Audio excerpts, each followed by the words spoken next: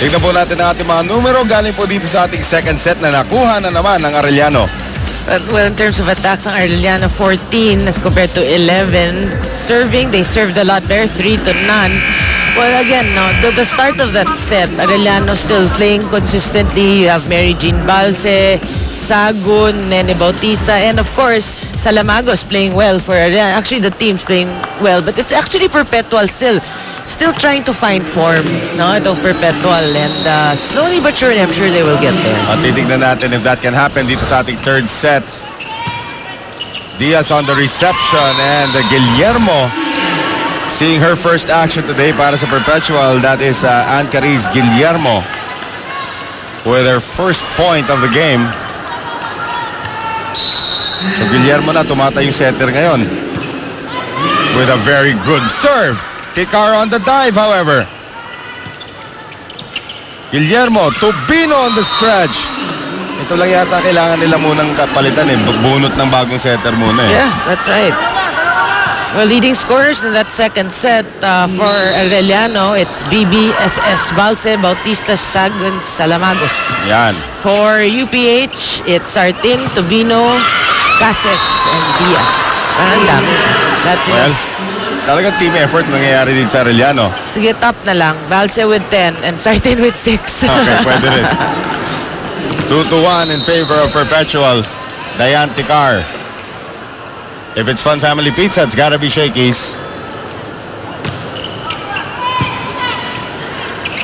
And Henson, did she find it? No.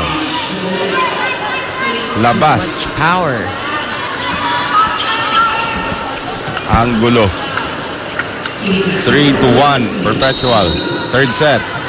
Very good sign for Perpetual if they can maintain a lead, you know, at 2-point, 3-point lead. Oh.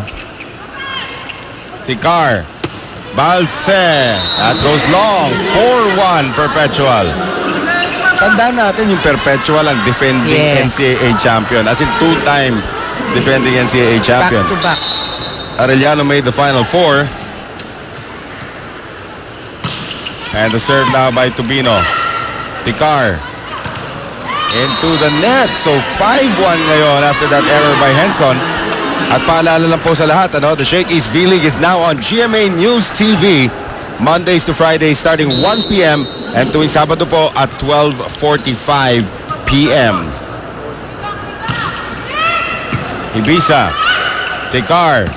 Balse. Simple. Pero maganda kay Balse again, no? She chooses eh. Hindi lagi malakas. Pag nakita niya may butas, dyan nadadali. Again, over all these years. Yeah. Sipin mo, 10th season siya yung first MVP, naglalaro pa rin siya. Wow. Diaz. With knee problems and all. Oo. Ticar, quick set kaya sa Lamagos, naabangan ni De La Paz. Elaine Sagon, naabangan na naman ng net. Wow, a lot of offensive errors by Arellano. And Axel is the official outfitter of the Shakey's V-League. 6-2, Perpetual. April Sartin. Complexion na naging fair na, no? Hindi na masyadong beach volleyball. Diaz. Cases. Yun na. Uy, bumalik. Wow. Nice dig by Bautista. Diaz. Ticar. Henson. Another good dig. Condada doing a great job. Here's Cases. Bautista. Ticar, one hand up. Lifting iha.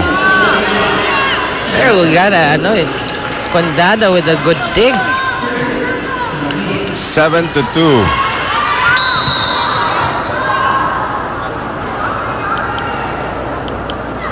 Sartin on the serve. Ticar. Sagon lusot sa depensa ni Cases at ni De La Paz. Effective si Sagon in that position, no?